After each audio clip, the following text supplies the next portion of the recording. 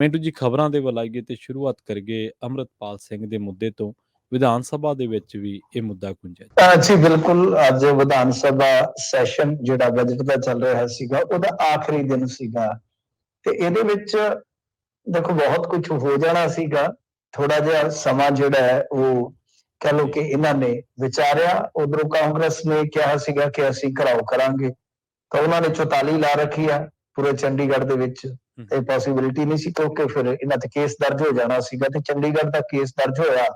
ਤੁਸੀਂ ਹਿਸਾਬ ਲਾ ਲਓ ਕਿ ਗਗਨ ਅਨਮੋਲ ਮਾਨ ਅਤੇ ਕਈ ਹੋਰ ਜਿਹੜੇ ਇਹਨਾਂ ਦੇ ਵੱਡੇ ਲੀਡਰ ਨੇ ਉਹਨਾਂ ਤੇ ਉੱਥੇ ਚਾਰਜਸ ਫਰੇਮ ਹੋ ਗਏ ਨੇ ਜੀ। ਤਾਂ ਕਹਿੰਦਾ ਮਤਲਬ ਕਿ ਇਹਨਾਂ ਦਾ ਟਾਲਾ ਵੱਟਿਆ ਗਿਆ। ਤਾਂ ਦੂਸਰੇ ਪਾਸੇ ਅੱਜ ਅਚਾਨਕ ਬਜਟ ਸੈਸ਼ਨ ਦੇ ਵਿੱਚ 23 ਮਾਰਚ ਦੇ ਮੱਦੇਨਜ਼ਰ ਸ਼ਹੀਦਾਂ ਬਾਰੇ ਵੀ ਉੱਥੇ ਬਹੁਤ ਖੁੱਲ੍ਹ ਕੇ ਗੱਲਬਾਤ ਹੋਣੀ ਸ਼ੁਰੂ ਹੋਈ ਜੀ।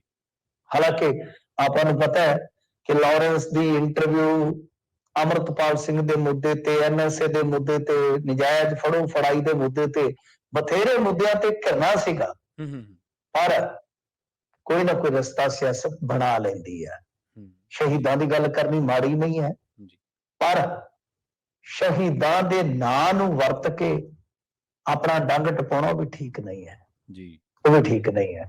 ਤਾਂ ਖੈਰ ਅੰਮ੍ਰਿਤਪਾਲ ਸਿੰਘ ਦਾ ਮੁੱਦਾ ਜਿਹੜਾ ਗੂੰਜਿਆ ਉਹ ਬਸ ਇੰਨਾ ਕੁ ਗੂੰਜਿਆ, ਕੋਈ ਉਹਦੇ ਤੇ ਵਿਸਥਾਰ ਪੂਰਵਕ ਚਰਚਾ ਨਹੀਂ ਹੋਈ। ਉਹਦਾ ਜਵਾਬ ਜ਼ਰੂਰ ਦਿੱਤਾ ਮਾਨ ਸਾਹਿਬ ਨੇ ਆਪਣਾ, ਜਦੋਂ ਉਹਨਾਂ ਨੇ ਐਡਰੈਸ ਕੀਤਾ ਤਾਂ ਉਹਦੇ 'ਚ ਉਹਨਾਂ ਨੇ ਸਾਫ਼ ਤੌਰ ਤੇ ਕਹਿ ਲਈਏ ਕਿ ਸੰਕੇਤ ਦਿੱਤੇ ਜਾਂ ਇੱਕ ਚੇਤਾਵਨੀ ਦਿੱਤੀ ਕਿ ਅਸੀਂ ਐਸਾ ਹੋਣ ਨਹੀਂ ਦੇਵਾਂਗੇ।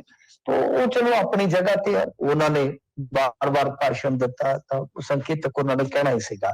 ਅਸਲ ਦੇ ਵਿੱਚ ਭਾਜਪਾ ਨੇ ਕਿਹਾ ਕਿ ਦੇਖੋ ਅਸੀਂ ਜਿਹੜੇ ਦੇਸ਼ ਤੋੜਨ ਦੀ ਗੱਲ ਕਰਦੇ ਉਹਨਾਂ ਦੇ ਖਿਲਾਫ ਕਾਰਵਾਈ ਕਰਨ ਦੇ ਹਮਾਇਤ ਦੇ ਵਿੱਚ ਆ, ਪਰ ਨਜਾਇਜ਼ ਨਹੀਂ ਕਿਸੇ ਨਾਲ ਹੋਣੀ ਚਾਹੀਦੀ।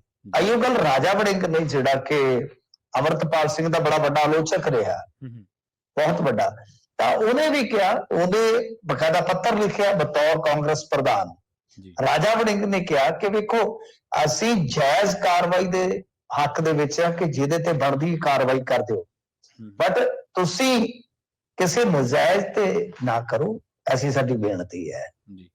ਤਾਂ ਇਸੇ ਤਰ੍ਹਾਂ ਯਾਲੀ ਸਾਹਿਬ ਨੇ ਵੀ ਉੱਥੇ ਖਾਸਾ ਮੁੱਦਾ ਚੁੱਕਿਆ। ਯਾਲੀ ਕਹਿੰਦੇ ਕਿ ਬਈ ਤੁਸੀਂ ਸਿੱਖ ਕੌਮ ਨੂੰ ਗੁਲਾਮੀ ਦਾ ਅਹਿਸਾਸ ਕਰਾ ਰਹੇ ਹੋ, ਜਾਂ ਇਹੀ ਗੱਲਾਂ ਪਹੁੰਚੋ ਕਿ ਤੁਸੀਂ ਇਸ ਤਰ੍ਹਾਂ ਦੀ ਫੜੋ ਫੜਾਈ ਛਿੜੀ ਹੈ ਉਹ ਬਹੁਤ ਜ਼ਿਆਦਾ ਕਰ ਰਹੇ ਹੋ ਜੀ। ਤਾਂ ਮਤਲਬ ਕਿ ਇੰਨੀ ਕੋਈ ਚਰਚਾ ਜਿਹੜੀ ਹੈ ਉਹ ਉੱਥੇ ਹੋਈ ਹੈ ਸਦਨ ਦੇ ਵਿੱਚ।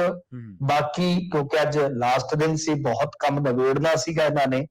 ਜਿੱਦਾਂ ਹਿਮਾਚਲ ਦਾ ਸੈਸ ਲੱਗਾ ਹੋਇਆ, ਉਹਦੇ ਵਿਰੋਧ ਦੇ ਵਿੱਚ ਵੀ ਮਤਾ ਪਾਇਆ, ਤਾਂ ਉਸ ਮਾਮਲੇ 'ਚ ਮੇਰੇ ਖਿਆਲ ਦੇ ਨਾਲ ਬਹੁਤ ਵੱਡੀ ਚਰਚਾ ਹੋਣ ਦੀ ਜ਼ਰੂਰਤ ਸੀਗੀ, ਪਰ ਚਰਚਾ ਨਹੀਂ ਕੀਤੀ ਗਈ। ਕੁਝ ਸਮੇਂ ਵਾਸਤੇ ਹੀ ਚਰਚਾ ਕੀਤੀ ਗਈ ਆ। ਸੋ ਸਦਨ ਦੇ ਵਿੱਚ ਇੰਨਾ ਹੀ ਕੁਝ ਸੀ, ਸਦਨ ਤੋਂ ਬਾਹਰ ਬਥੇਰਾ ਕੁਝ ਸੀ ਜੀ। ਤਾਂ ਅੱਜ ਅੰਮ੍ਰਿਤਪਾਲ ਸਿੰਘ ਦੇ ਘਰੇ ਪੁਲਿਸ ਦੁਬਾਰਾ ਗਈ ਆ। ਕੁਝ ਤੇ ਮੀਡੀਆ ਦਾਅਵੇ ਇਹ ਕਹਿ ਰਹੇ ਨੇ ਕਿ ਵੇਖੋ ਜੀ ਇਹ ਜਿਹੜੀ ਪੁਲਿਸ ਗਈ ਸੀ ਉਹਦੇ ਨਾਲ ਦਿੱਲੀ ਤੋਂ ਆਈਆਂ ਕੁਝ ਟੀਮਾਂ ਸੀਗੀਆਂ, ਪਰ ਕੁਝ ਨੇ ਪੰਜਾਬ ਪੁਲਿਸ ਦਾ ਹੀ ਜ਼ਿਕਰ ਕੀਤਾ ਹੈ। ਤਾਂ ਉਹਨਾਂ ਨੇ ਅੰਮ੍ਰਿਤਪਾਲ ਸਿੰਘ ਦੀ ਮਾਤਾ ਤੋਂ ਪੁੱਛਗਿੱਛ ਕੀਤੀ ਆ, ਜੋ ਉਹਨਾਂ ਨੇ ਪੁੱਛਿਆ ਹੋਊਗਾ ਉਹਨਾਂ ਨੇ ਦੱਸਿਆ ਹੋਏਗਾ। ਕੁਝ ਨੇ ਰਿਪੋਰਟਾਂ ਨੇ ਇਹ ਵੀ ਕਲੇਮ ਕੀਤਾ ਵਾ ਕਿ ਜੋ ਧਰਮ ਪਤਨੀ ਹੈ ਅੰਮ੍ਰਿਤਪਾਲ ਸਿੰਘ ਦੀ, ਉਹਦੇ ਨਾਲ ਵੀ ਕੁਝ ਸਵਾਲ ਜਵਾਬ ਹੋਏ ਆ। ਵੈਸੇ ਮੀਡੀਆ ਬਹੁਤ ਵੱਡੀਆਂ ਵੱਡੀਆਂ ਗੱਲਾਂ ਵੀ ਕਰਦਾ ਹੈ ਜੀ, ਦਾਅਵੇ ਬਹੁਤ ਕਰਦਾ ਹੈ, ਪੁਲਿਸ ਵਾਲੇ ਵੀ ਬਥੇਰਾ ਕੁਝ ਕਹੀ ਜਾਂਦੇ ਆ, ਪਰ ਹੋਇਆ ਕੀ ਕਿ ਇਸੇ ਦਰਮਿਆਨ ਉਹ ਮੋਟਰਸਾਈਕਲ ਵੀ ਬਰਾਮਦ ਕਰ ਲਿਆ ਜਿਹਦੀ ਚਰਚਾ ਚੱਲ ਰਹੀ ਹੈ ਸੋਸ਼ਲ ਮੀਡੀਆ ਤੇ। ਇੱਕ ਧਿਰ ਫੋਟੋ ਪਾਉਂਦੀ ਹੈ, ਦੂਸਰੀ ਧਿਰ ਨਕਾਰਦੀ ਹੈ, ਪੁਲਿਸ ਕੜੀ ਜੋੜ ਦਿੰਦੀ ਹੈ। ਪੁਲਿਸ ਨੇ ਅੱਜ ਉਹੀ ਪਲੈਟੀਨਾ ਜਿਹੜਾ ਮੋਟਰਸਾਈਕਲ ਸੀਗਾ ਉਹ ਇੱਕ ਡਰੇਨ ਦੇ ਕੰਢੇ ਤੋਂ ਫੜ ਲਿਆ। ਕਿਸੇ ਨੇ ਸੂਚਨਾ ਦਿੱਤੀ ਕਿ ਲਵਾਰਸ ਹਾਲਤ ਦੇ ਵਿੱਚ ਇੱਥੇ ਮੋਟਰਸਾਈਕਲ ਖਲੋਤਾ ਹੈ ਤੇ ਉਹੀ ਮੋਟਰਸਾਈਕਲ ਇਹਨਾਂ ਨੇ ਬਰਾਮਦ ਕਰ ਲਿਆ। ਦਾ ਮਤਲਬ ਕਿ ਫੋਟੋਆਂ ਜਿਹੜੀਆਂ ਨਿਕਲੀਆਂ ਸੀ ਉਹਦੇ ਵਿੱਚ ਇੱਕ ਕੜੀ ਹੋਰ ਜੁੜ ਗਈ। ਇਹਨਾਂ ਨੇ ਉਹ ਜਿਹੜਾ ਮਾਲਕ ਸੀ ਉਹ ਵੀ ਤਲਾਸ਼ ਲਿਆ, ਇਹਦਾ ਮਤਲਬ ਕਿ ਇੱਕ ਕੜੀ ਹੋਰ ਜੁੜ ਗਈ। ਹੁਣ ਅਗਾਂਹ ਇੱਕ ਫੋਟੋ ਹੋਰ ਵਾਇਰਲ ਹੋ ਗਈ ਹੈ ਜਿਹਦੇ 'ਚ ਕਥਿਤ ਤੌਰ ਤੇ ਇੱਕ ਰੇੜੇ ਜਿੱਦਾਂ ਮੋਟਰਸਾਈਕਲਾਂ ਦੇ ਮਗਰ ਪਾਏ ਹੁੰਦੇ ਆ, ਉਹ ਲੱਦੀ ਬੈਠੇ ਉਹਦੇ ਤੇ ਅੰਮ੍ਰਿਤਪਾਲ ਸਿੰਘ ਹੋਰੀ ਮੋਟਰਸਾਈਕਲ ਤੇ ਉਹਦੇ 'ਚ ਰੇੜੇ 'ਚ ਬੈਠੇ ਜਾਏ ਜਾਂਦੇ ਆ। ਉਹ ਤੁਹਾਨੂੰ ਪਤਾ ਮੀਮ ਟਾਈਪ ਵੀ ਲੋਕ ਬਣਾਉਣਾ ਸ਼ੁਰੂ ਕਰ ਦਿੰਦੇ ਨੇ। ਤੇ ਗੱਲ ਫੇਰ ਉੱਥੇ ਇੱਕ ਧਿਰ ਕਹਿੰਦੀ ਹੈ ਕਿ ਇਹ ਫੋਟੋਆਂ ਜਿਹੜੀਆਂ ਐਡਿਟ ਕੀਤੀਆਂ ਹੋਈਆਂ ਨੇ, ਤਾਂ ਮੈਨੂੰ ਲੱਗਦਾ ਕਿ ਕੱਲ ਨੂੰ ਇਹਨਾਂ ਨੇ ਰੇੜੇ ਵਾਲਾ ਵੀ ਫੜ ਲੈਣਾ। ਜੀ ਇੰਨੀਆਂ ਕੜੀਆਂ ਜੁੜ ਰਹੀਆਂ ਪਰ ਮੇਨ ਬੰਦਾ ਨਹੀਂ ਫੜਿਆ ਜਾ ਰਿਹਾ। ਇਹ ਬਹੁਤ ਆਸ਼ਚਰਜ ਵਾਲੀ ਗੱਲ ਹੈ ਕਿ ਅੱਜ ਮੋਟਰਸਾਈਕਲ ਵੀ ਬਰਾਮਦ ਹੋ ਜਾਂਦਾ। ਤਾਂ ਖੈਰ ਹੋਰ ਵੀ ਬਥੇਰਾ ਕੁਛ ਆ, ਫੜੋ ਫੜਾਈ ਅੱਜ ਵੀ ਜਾਰੀ ਰਹੀ ਆ। ਧਰਨੇ ਜਿਹੜੇ ਇੱਕਾ ਦੁੱਕਾ ਲੱਗੇ ਸਨ ਉਹ ਇਹਨਾਂ ਨੇ ਅੱਜ ਵੀ ਚੁਕਵਾਏ ਆ। ਤਾਂ ਓਵਰਆਲ ਜੇ ਤੁਸੀਂ ਦੇਖੋਗੇ ਤਾਂ ਹਾਲੇ ਵੀ ਜਿਹੜੀ ਪੁਲਿਸ ਆ ਉਹਦਾ ਡੰਗ ਤੇਜ਼ ਆ।